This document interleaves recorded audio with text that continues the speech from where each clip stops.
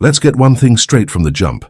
In the sprawling, gloriously pretentious and often testosterone-fueled cathedral of 1970s progressive rock, a landscape dominated by hirsute blokes channeling tales of wizards, starships, and Tolkien-esque fantasies through a Leslie speaker.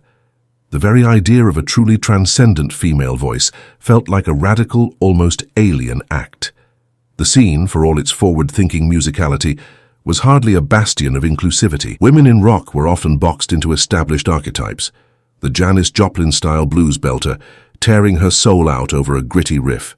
The ethereal folk siren, weaving pastoral tales like Sandy Denny of Fairport Convention or Maddie Pryor of Steel Eye Span. The powerful presence of Grace Slick, commanding the psychedelic stage of Jefferson Airplane. Or the art rock experimentalist, like Curved Air's Sonia Christina, whose theatricality was as much a part of the performance as her vocal cords. All were brilliant. All were pioneers carving out their own vital space. But none of them, absolutely none, prepared the world for what happened when a former fashion student and aspiring dress designer from Bolton, with a voice secretly being trained for the Opera House, answered a classified ad in the Melody Maker. That woman was Annie Haslam, and the band was Renaissance. To truly understand her genius is to understand a fundamental shift in the tectonic plates of rock music, a redefinition of what a vocalist could be, moving the role from a mere singer of words to the principal melodic, emotional, and architectural designer of a sound that was, for all intents and purposes, a rock and roll orchestra.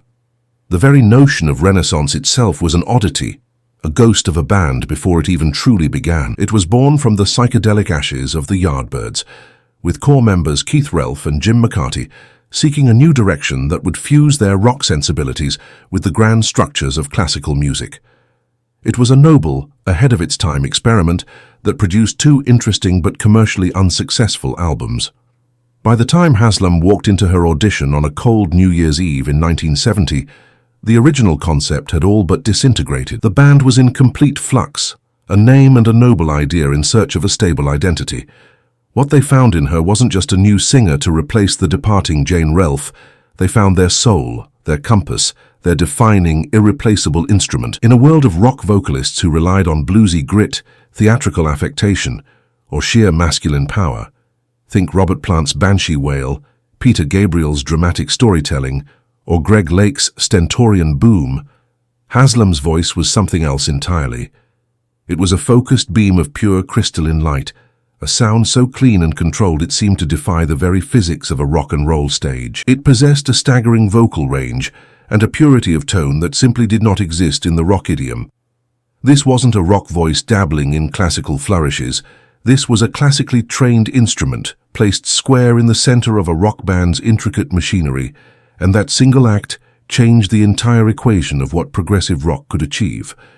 Before we dissect the albums and the anthems, we have to talk about that voice, not in the flowery abstract terms critics so often default to, but in the raw mechanics, the nuts and bolts of what made it so damned special. The foundation of this extraordinary talent was a period of intense, one-on-one study with an opera singer named Sybil Knight. HASLAM herself has repeatedly credited Knight with teaching her the single most important lesson for any serious vocalist, a lesson most rock singers of the era either ignored or never learned: how to sing from the diaphragm. This isn't just some piece of esoteric technical jargon. It's the engine room. It's the difference between a pretty voice that can carry a tune and a commanding instrument that can dominate a symphony.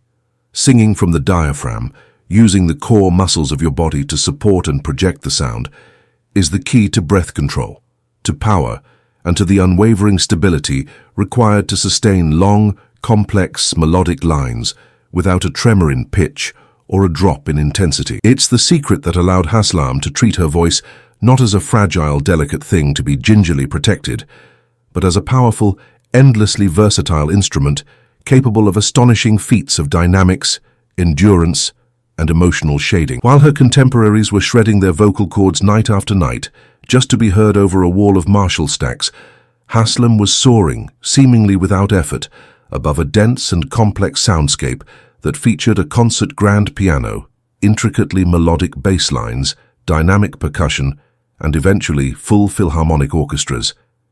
And she did it all without ever sacrificing an ounce of that signature clarity or pinpoint control.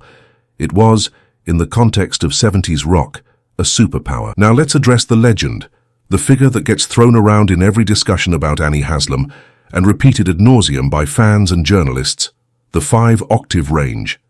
Did she melodically sing across a full 5 octaves in the way a piano is played, from a solid bass note to a perfect soprano high C 5 octaves above? Let's not get carried away.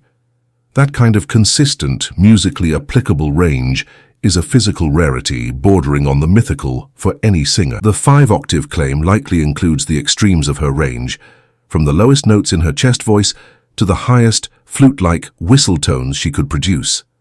What is not a myth, and what is far more important, is that her effective, usable melodic range was immense, comfortably spanning over 3 octaves with power and precision, and was unprecedented in rock. This gave the band's principal composer, the gifted and tragically underrated guitarist Michael Dunford, an almost limitless canvas on which to paint his melodic ideas.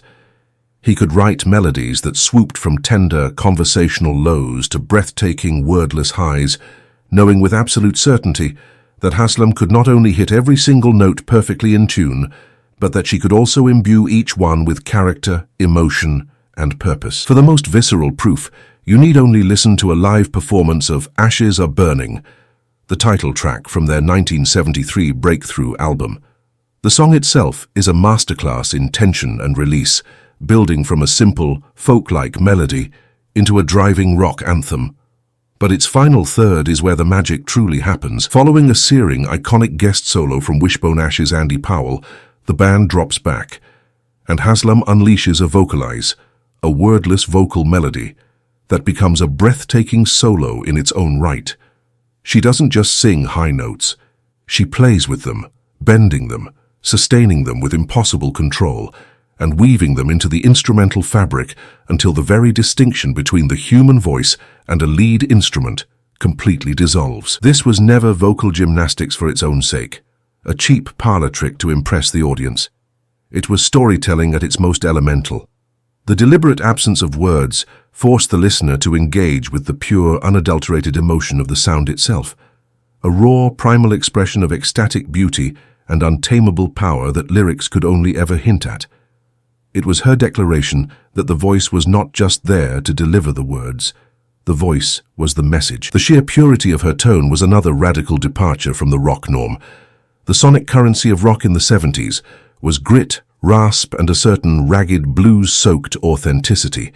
Voices were meant to sound like they'd lived a little, like they'd been marinated in whiskey and smoke. HASLAM's voice, by stark contrast, was almost unnervingly pure. There was no bluesy affectation, no strained rasp for effect, no gravelly edge. Every note was a perfectly formed resonant bell, possessed of a clarity that could cut through the densest musical arrangement. In another context, this level of perfection could have sounded cold, sterile, or emotionally detached. But within the lush, romantic, and often melancholic arrangements of Renaissance, it became an anchor of emotional honesty. It was a voice that seemed to bypass the critical faculties of the brain and speak directly to the soul, a sound of profound and unimpeachable sincerity. This purity allowed her to become the perfect vessel for the often mystical, deeply poetic lyrics of Betty Thatcher Newsinger. The band's non-performing lyricist and essential sixth member, Thatcher would write her poems in her home in Cornwall and mail them to Dunford, who would then compose the music, often specifically tailoring the melodic contours to HASLAM's unique range and interpretive gifts. This unique remote collaboration resulted in a perfect symbiotic marriage of words, music, and voice. When HASLAM sang a song like Ocean Gypsy from the band's 1975 masterpiece, Scheherazade and Other Stories, her voice became the sound of the myth itself. It was imbued with a kind of ancient oceanic melancholy, a profound yearning that felt both deeply personal and universally understood. She sang Thatcher's words about sea-bound spirits and eternal love with a quiet, unshakable conviction that made you believe every single syllable. There was no artifice, no theatrical distance. There was only the story, the melody, and the pristine, emotionally direct voice delivering it. However, to focus solely on the angelic or ethereal quality of her voice, is to do it a grave disservice. It misses the formidable power and razor-sharp intelligence that were always at the core of her performances. Annie Haslam was a master of dynamics, a concept many rock singers of the era treated as a binary switch between loud and louder.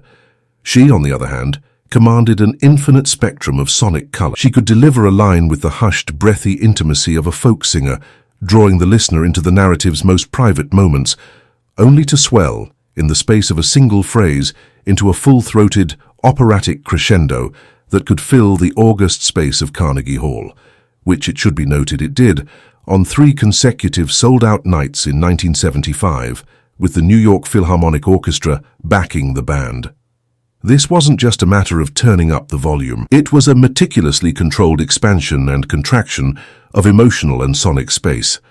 For a prime example of this narrative control, look no further than Mother Russia, the stunning centerpiece of their 1974 album, Turn of the Cards. Inspired by Alexander Solzhenitsyn's harrowing novel, One Day in the Life of Ivan Denisovich, the song is an epic portrayal of an exile's love for his homeland. HASLAM narrates this tale with a heart-wrenching empathy that is simply astonishing. The opening verses are delivered with a measured, almost somber restraint, her voice full of a quiet dignity and pain. But as the orchestral arrangement by Jimmy Horowitz swells, her voice rises with it, not shouting, but blossoming into a monumental expression of the song's central themes of tragedy, resilience, and defiant hope. It is a performance of immense control and staggering emotional intelligence. She instinctively understood a fundamental artistic truth, that true power isn't about constant bludgeoning volume, but about the dramatic, breathtaking contrast between light and shade, between the intimate whisper and the majestic roar. Her phrasing was another key component of her genius, the element that separated her from singers with merely beautiful voices.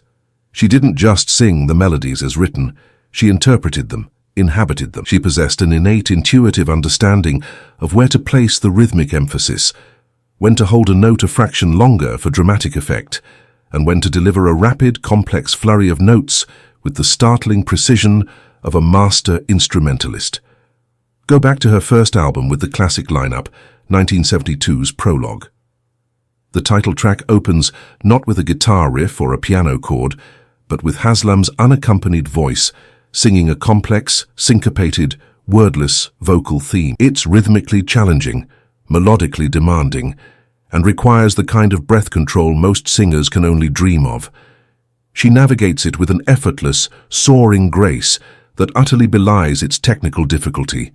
It was an audacious opening statement, a bold announcement to the world that this was not your typical rock band, and this was most certainly not your typical rock singer. Her voice was being presented as the lead instrument from the very first track of her debut, a role it would continue to occupy throughout the band's entire classic period. This represented a fundamental reordering of the traditional rock hierarchy. In most bands, the vocals follow the riffs.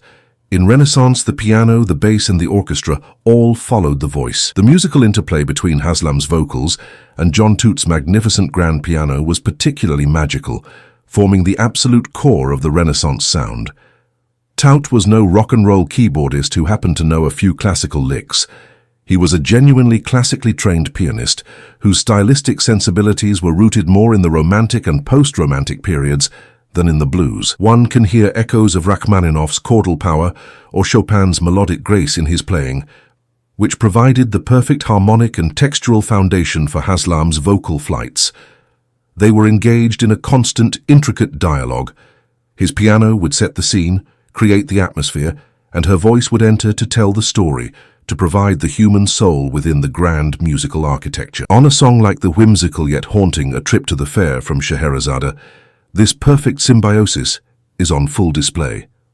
The track opens with a long, evocative piano introduction that creates a sense of both wonder and unease. When Haslam's voice finally enters, it floats over the top with an almost childlike innocence, describing the sights and sounds of the fair. But as the narrative takes a darker turn, her delivery shifts, imbued with a subtle sense of foreboding that perfectly mirrors the shifting harmonies in Toot's piano part. They weave around each other, creating a rich, multi-layered tapestry of sound that is both breathtakingly intricate and immediately emotionally accessible. This accessibility is, perhaps, the most crucial and often overlooked aspect of the band's genius, and HASLAM was the key. For all its classical influences, its long-form compositions and its ambitious literary themes, the music of Renaissance rarely felt alienating, stuffy, or academic. And the primary reason for that was Annie HASLAM. Her voice was the unwavering human element, the emotional through-line that guided the listener through even the most complex and challenging arrangements. No matter how intricate John Toot's piano parts became, no matter how contrapuntal John Camp's Rickenbacker bass lines were, no matter how sweeping the orchestral score, HASLAM's vocal melodies were always clear, powerful, instantly memorable, and deeply resonant. She possessed that rare, unteachable gift of making the profoundly complex sound beautifully simple and making the truly epic feel intensely personal. She was the essential bridge between the high art aspirations of symphonic rock and the fundamental, gut-level human appeal of a perfect melody sung by a perfect voice. This journey reached its absolute zenith with 1975's Scheherazade and Other Stories.